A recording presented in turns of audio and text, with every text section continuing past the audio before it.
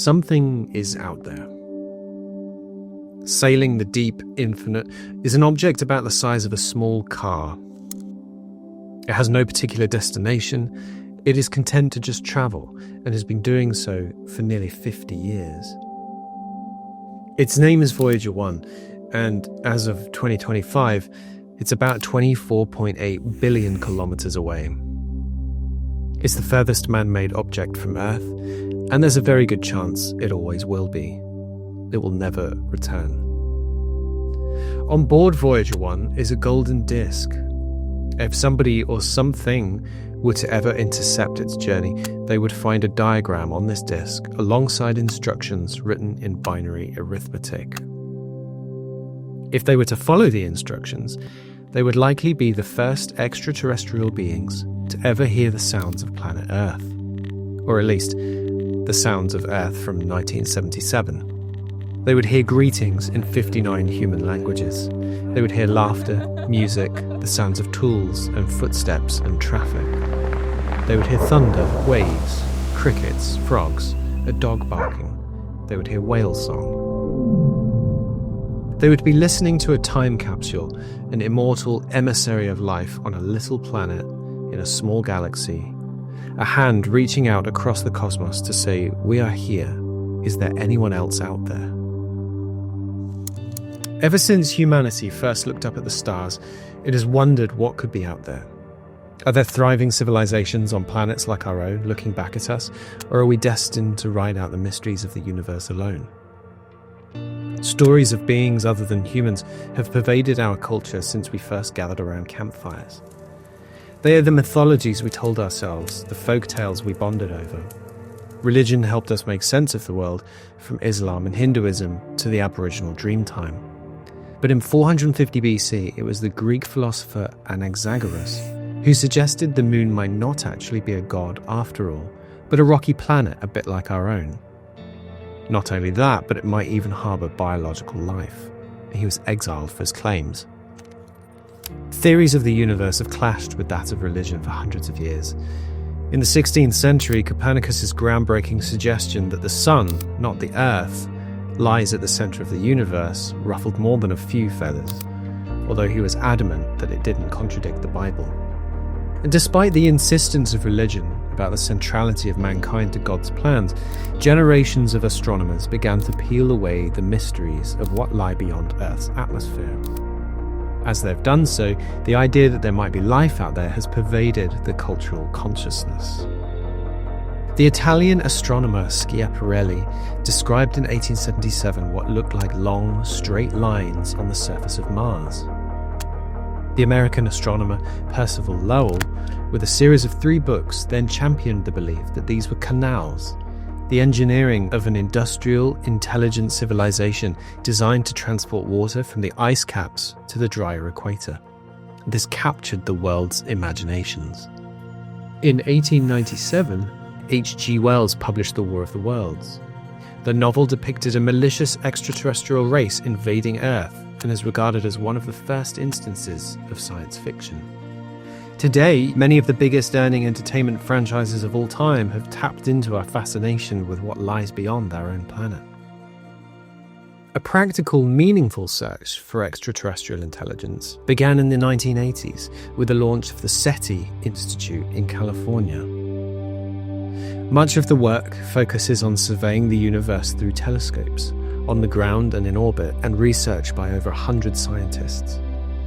The surveys are based on the search for signals and patterns in the electromagnetic spectrum amidst the background noise of the universe. In 2015, Stephen Hawking and billionaire Yuri Milner set up a $100 million project Breakthrough Listen, based at the SETI laboratory, as the largest comprehensive search for intelligent life to date. As a society, we've been making a lot of noise for decades now. Radio and TV signals have been firing off into space at all angles, some intentionally, most unintentionally. And despite the depictions in many of our favourite stories of aliens as being antagonistic, we're desperate for someone to pick up the phone. The universe is old, extremely old, and extremely big. And in 1950, the physicist Enrico Fermi considered that there is a high probability that some of the billions of sun-like stars in the Milky Way alone likely have planets in habitable zones. And many may have developed intelligent life long ago.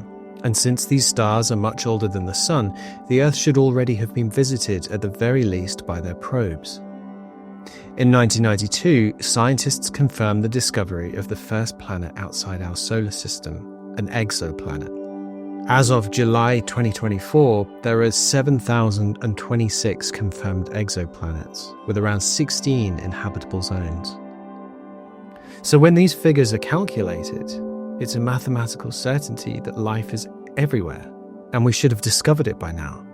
But to date, no evidence of life beyond Earth has ever been found.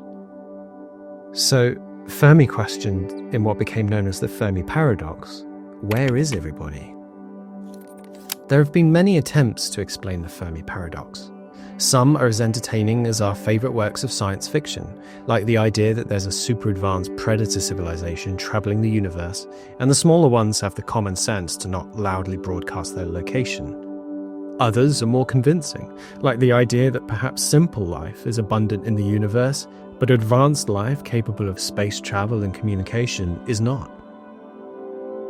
Or humanity is in such a remote part of the universe that we're akin to modern-day uncontacted tribes in the Amazon.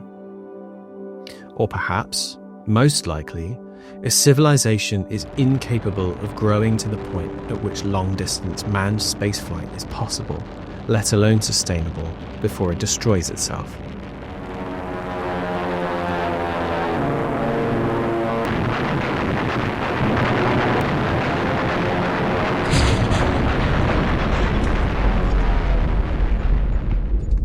Theorists call this the Great Filter, the moment at which physics prevents a civilization from getting too big for its boots. Consider the seemingly empty void of the universe, and now look out of the window. Look at the trees, the birds, the grass, the flowers in your garden, and the food on your plate. For years, scientists have attempted to estimate the number of species living on Earth. The numbers have varied wildly from a few million to a few trillion, and in 2011, a study determined around 8.7 million species, give or take 1 or 2 million. But more importantly, 86% of all species on land and 91% in the seas have yet to be discovered, described, and catalogued. And yes, those numbers are correct. Nearly every species currently on the planet, nearly every thread in the rich tapestry of life on Earth is yet to be discovered. We know more about the surface of Mars and Earth's moon than we do about our own oceans. That study was released nearly 15 years ago, but since 1977, the year that Voyager 1 departed Earth on its cosmic journey with its record of frogs and crickets and whale song, global biological diversity has plummeted by 73% at our hands. The most recent Living Planet report from WWF paints a picture of a once vibrant planet now fished, mined, deforested, and polluted to a shadow of its former self. The rapid expansion of industrial human civilization is accompanied hand in hand with a catastrophic loss of nature. The natural systems that have enabled life to flourish over millions of years, the systems on which we rely every day for our food, water, and a stable climate, are at risk of swift, irreversible, and catastrophic collapse in just a handful of years. This is far from science fiction. This is the hardness of reality, of the unstoppable force of humanity colliding with the immovable object of physics. In our obsession with unraveling the mysteries of what lies unreachable distances away, with abandoned attention to the ground beneath our feet, to the soil and the water and the air from which everything we've ever known and ever loved has sprung. Scientists have been warning about this for decades now, and they have been almost entirely ignored. As we pontificate about why the silence of the universe is deafening, we stand with our toes over the edge of a crumbling cliff and lean forwards. The search for life other than our own has focused on a key word, intelligent. Someone or something we can shake hands or tentacles with, look into the eye and connect with. But our lives, if we let them, can be filled with connection, with each other, with our world, and with any of the 8.7 million species we share it with. Prince William was recently described as making a bizarre admission for taking comfort and peace from lying beside his horse and listening to it breathe. But anyone who has spent time in the company of animals will be familiar with that feeling, that warmth that rises up from somewhere within our spirit that can only come with the mutual respect and trust of a creature of another species. One of my favourite photographs is of this gravestone that's regularly shared around the internet. It shows a deep, aching compassion for non-human life, a bond that many of us spend our entire lives searching for. It's a gravestone. The encryption says, "He was only a cat, but he was human enough to be a great comfort in hours of loneliness and pain." In 1990, 6 billion kilometers from Earth, Voyager 1 looked back and took a photo that came to be known as the pale blue dot.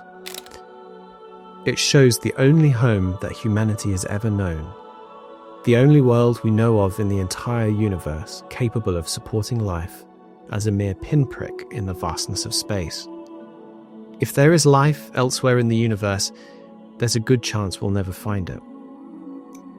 But there's also a chance that we share a planet with the only life that has ever and will ever exist in the universe.